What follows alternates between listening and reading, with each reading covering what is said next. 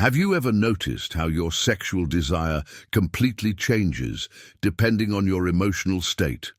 Sometimes it disappears for weeks, other times it consumes your every thought. But here's the truth. Nobody wants to admit.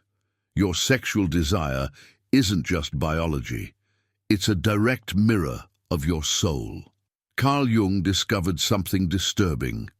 What you desire sexually reveals exactly what's repressed in your unconscious. The fantasies you hide, the people who attract you, even the intensity of your libido, all of this is your psyche screaming truths you refuse to face. In this video, I'm going to show you how to decode this secret language. You'll understand why your desire vanishes at the worst moments, what your fantasies really mean, and the reason you feel so empty after sex. Brace yourself. What you're about to discover will completely change how you see your sexuality and yourself. There's a moment that terrifies most people more than they'd ever admit, when desire just vanishes, not gradually but suddenly. You wake up one day and realize you haven't felt that pull, that hunger, in weeks or even months. And the worst part, you can't figure out why. Here's what's actually happening. Your soul has pressed the emergency brake. Jung believed that libido wasn't just sexual energy, it was life force itself. When your desire disappears, it's not a malfunction, it's a message. Your unconscious is telling you that something in your life has become so misaligned, so deeply wrong, that it's shutting down one of your most primal drives to get your attention. Think about the last time you completely lost interest in sex. What else was happening in your life? Were you stuck in a job that drained you, trapped in a relationship where you felt invisible, living a version of yourself that wasn't really you? The loss of desire is your psyche's way of saying stop. This path is killing something essential inside you. Most people panic when this happens. They blame their partner, their age, their stress levels. They go to doctors looking for a pill to fix what they think is broken. But desire doesn't disappear because something's wrong with your body. It disappears because something's wrong with your soul's direction. Jung noticed that his patients who complained about lost libido were almost always living inauthentic lives. They'd made choices that looked good on paper but felt hollow inside. They'd buried their true desires so deep that their body simply stopped desiring altogether. It's as if the unconscious says, if you won't listen to what you really want, I'll take away your ability to want anything at all. The truth is, your sexual desire is directly connected to your sense of aliveness. When you're disconnected from your purpose, when you're pretending to be someone you're not, when you're ignoring the call of your deeper self, desire dies. It has to, because desire requires authenticity. You can't feel truly alive sexually when you're dead inside spiritually. This is why some people suddenly experience a surge of desire when they quit a soul-crushing job, or leave a toxic relationship, or finally start pursuing something they're passionate about. The desire wasn't gone, it was just hibernating, waiting for you to start living again. But here's the harsh part. Most people never make that connection. They treat lost desire as a separate problem to solve, never realizing it's pointing them toward a much bigger issue. They try to force arousal, consume content, seek stimulation, anything but face the real question their soul is asking. Are you living the life you're meant to live? Your body knows the answer even when your mind doesn't. When you're moving in the right direction, when you're aligned with your authentic self, desire returns naturally. Not because you fixed something broken, but because you started feeding what was starving. The life force that Jung called libido flows again because you've removed the dam that was blocking it. So when desire disappears, don't just look for ways to get it back. Look at what it's trying to tell you. What have you been ignoring? What dreams have you abandoned? What part of yourself have you locked away because it didn't fit someone else's expectations? Your lost desire is a breadcrumb trail leading back to your authentic self. Follow it. Now that you understand why desire vanishes, you need to face something even more uncomfortable: what happens when it returns with very specific images attached. Your fantasies aren't random. They're not just products of what you've seen or been exposed to. They're encoded messages from the deepest part of your psyche, and most of them are showing you exactly what you've been refusing to acknowledge about yourself. Jung's concept of the shadow is simple but brutal. Everything you've rejected about yourself doesn't disappear. It goes underground into your unconscious, and it shows up in your dreams, your fears, and yes, your sexual fantasies. The things that arouse you are often the exact opposite of how you present yourself to the world. If you're someone who's always in control, always responsible, always doing the right thing, there's a very good chance your fantasies involve losing control completely. If you spend your days being agreeable and accommodating, your private desires might revolve around dominance or aggression. This isn't perversion. This is balance. Your unconscious is trying to give you access to the parts of yourself you've denied. The fantasy isn't really about the act itself. It's about the energy, the quality, the aspect of being human that you've locked away. Someone who fantasizes about submission might actually be exhausted from making every decision in their daily life. Someone who fantasizes about power might feel completely powerless in their actual relationships. The fantasy is compensation, your psyche trying to restore equilibrium. But here's where it gets tricky. Most people feel shame about their fantasies because they don't understand this mechanism. They think their desires make them bad or wrong or damaged. They try to suppress them, which only makes them more intense. Jung would say you're feeding your shadow by rejecting it, making it grow stronger in the darkness. The real question isn't whether your fantasies are normal. It's what are they trying to integrate?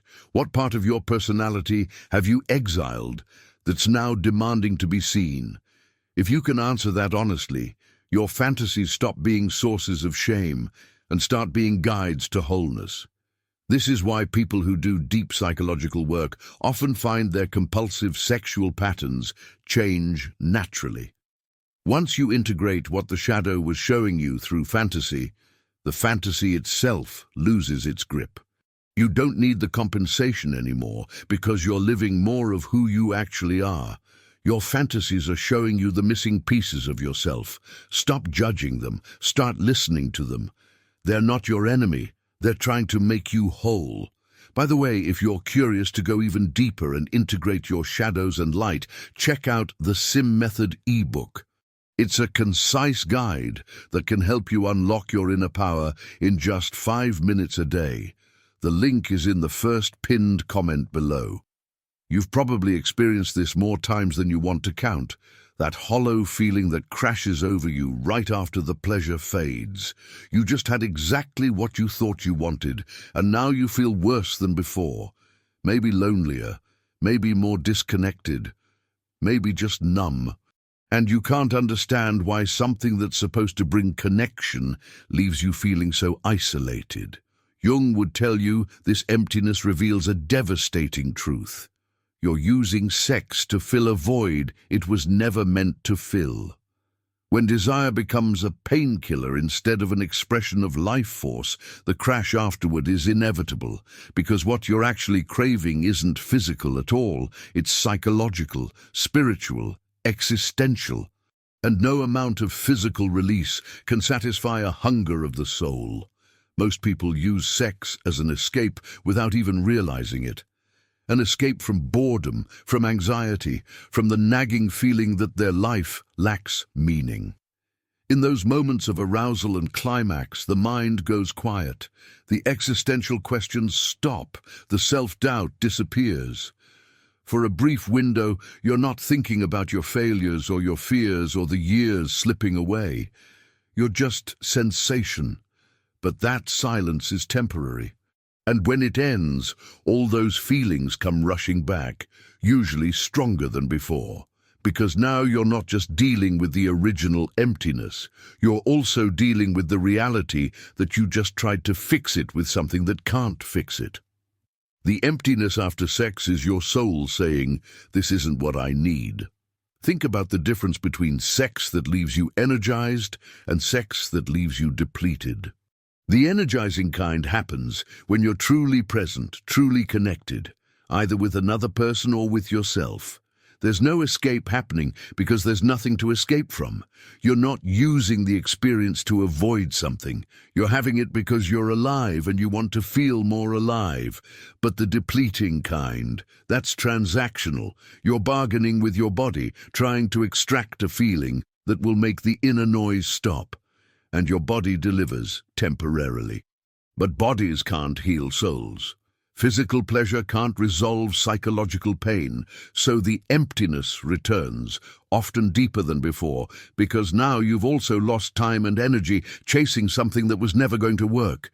This is why compulsive sexual behavior, whether with partners or alone, is almost always a sign of spiritual starvation.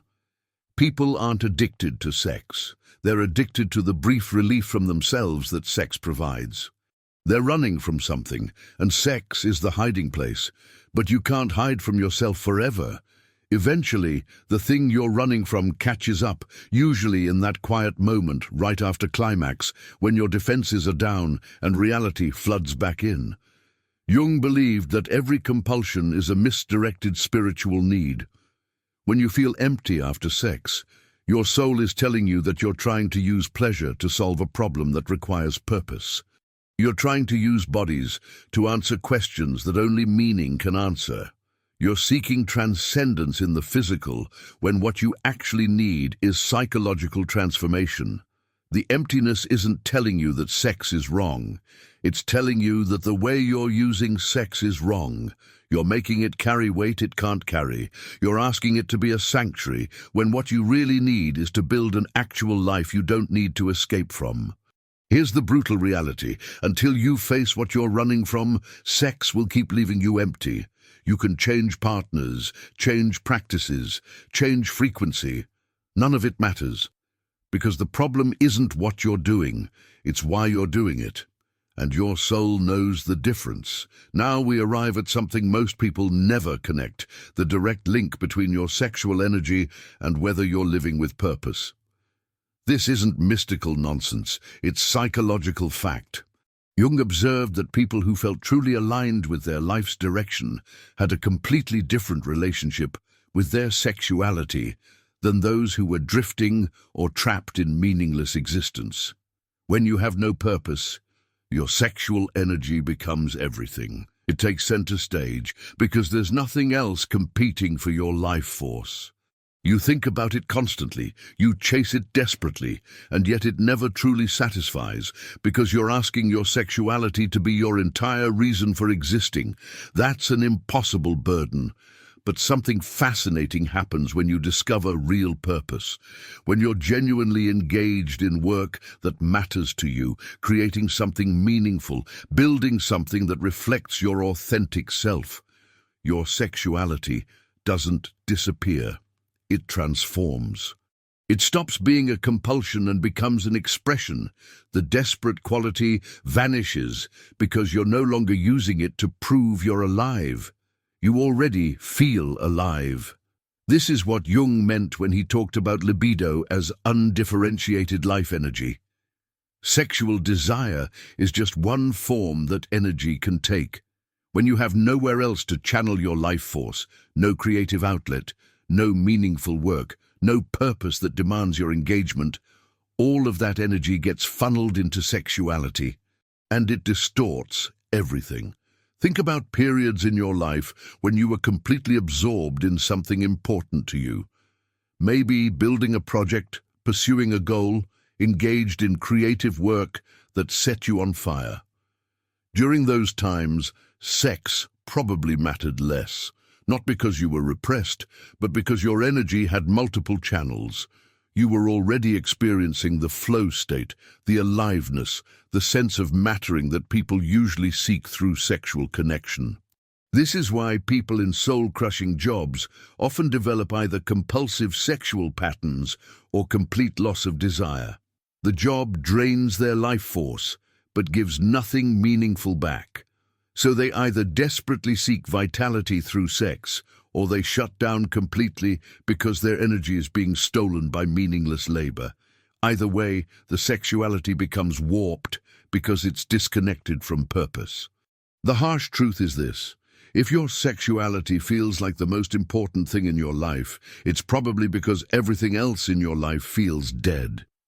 Your psyche is trying to find life force anywhere it can. Sex becomes the only place you feel real intensity, real aliveness, real mattering. And that's not actually about sex at all. That's about the absence of purpose. Jung worked with countless people who reported that their obsessive sexual thoughts diminished dramatically, not through suppression, but through finding genuine engagement with life. When you're pouring your energy into work that reflects your values, creativity that expresses your soul, relationships that challenge you to grow, sexuality finds its natural place. It stops being everything and becomes something beautiful, but not the only source of vitality. This doesn't mean purpose kills desire. It means purpose transforms desperation into choice. You stop needing sex to feel alive and start choosing it as one expression of already being alive. That's the difference between hunger and appetite. Hunger is desperate, consuming, never satisfied. Appetite is healthy, natural, proportional. So if your relationship with sexuality feels distorted, compulsive, or empty, look at the rest of your life. What are you building? What are you creating? What calls to you beyond pleasure and release? Your sexual energy is trying to tell you it needs more channels, more outlets, more ways to express itself. Stop trying to fix your sexuality. Start building a life worthy of your life force. Here's where things get really uncomfortable, because most people don't want to admit that the way they experience desire right now was largely shaped decades ago, before they even understood what sexuality was. Jung discovered that our early experiences create patterns in the unconscious that continue directing our behavior long after we've forgotten the original events. Your sexuality isn't just about who you are now. It's carrying imprints from who you were forced to be back then. Every child needs to feel safe, seen, and valued. When those needs aren't met, through neglect, criticism, abandonment, or abuse, the child's psyche makes decisions about how to survive. And those survival strategies don't disappear when you grow up. They show up in your adult sexuality, often in ways you'd never connect to the original wound. If you learned early that love was conditional, that you only received affection when you performed, achieved, or pleased others, your adult sexuality likely reflects that pattern.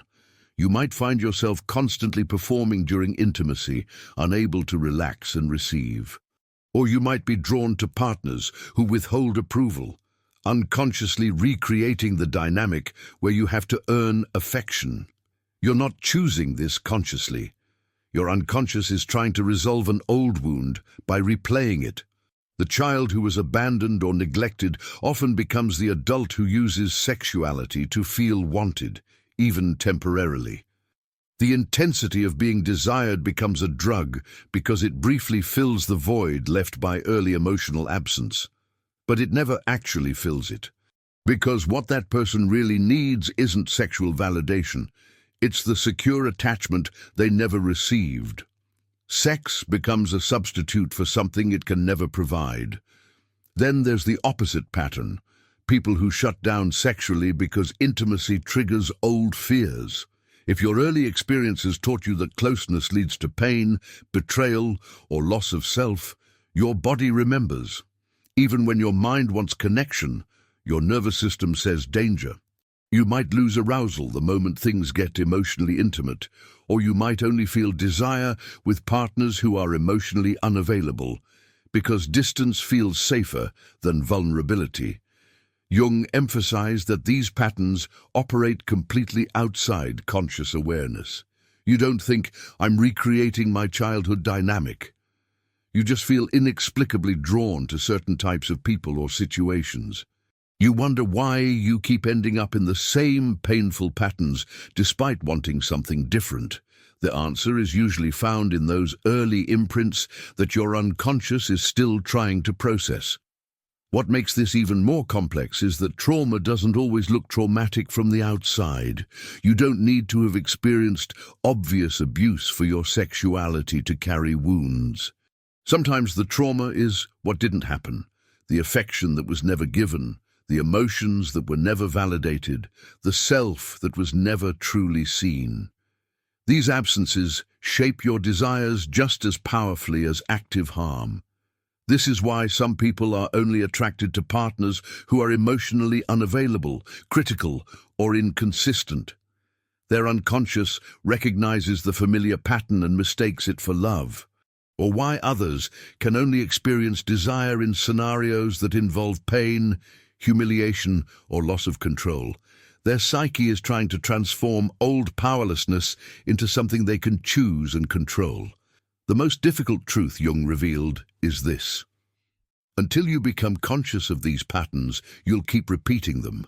Your sexuality will continue acting out unresolved childhood dynamics, and you'll wonder why intimacy never feels quite right. Why you're drawn to people who hurt you. Why certain things arouse you, even though they don't align with who you want to be. Why connection always seems to slip through your fingers. Becoming conscious means tracing your current patterns back to their roots. When you feel compelled towards certain dynamics in sexuality, ask yourself, when did I first learn this pattern?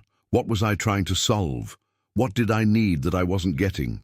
The answers usually point back to childhood, to moments when you had to adapt your authentic self to survive your environment. This isn't about blaming your parents or dwelling in victimhood.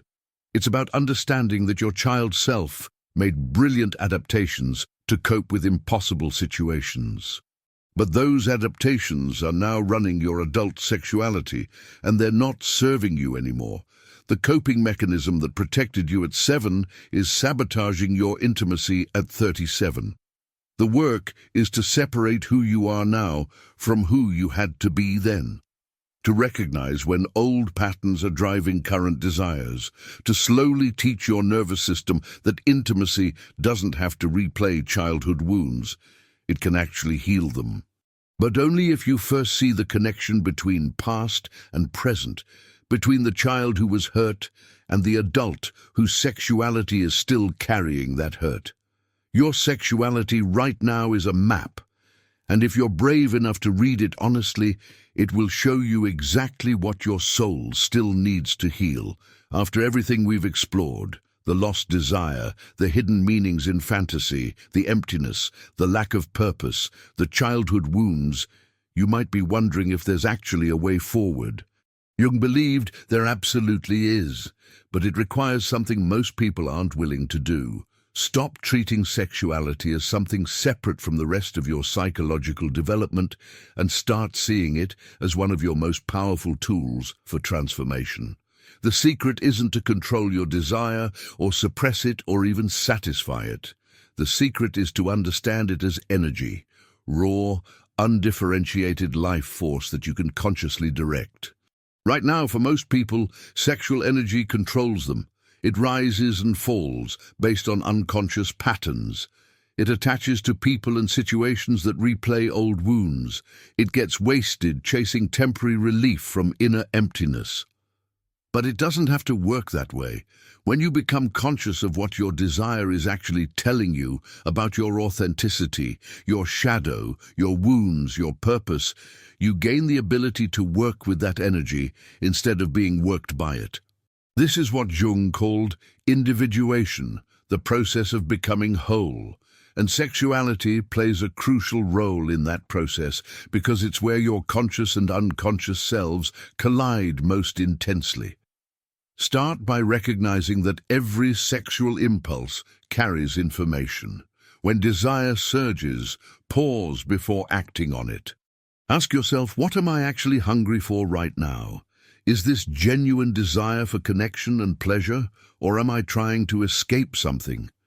Am I feeling this because I'm alive and engaged with life, or because I'm desperately seeking to feel alive? That simple pause, that moment of consciousness, changes everything. Most people live their entire sexual lives on autopilot, driven by impulses they don't understand toward outcomes that don't truly satisfy. But when you bring awareness to the process, you start to see patterns.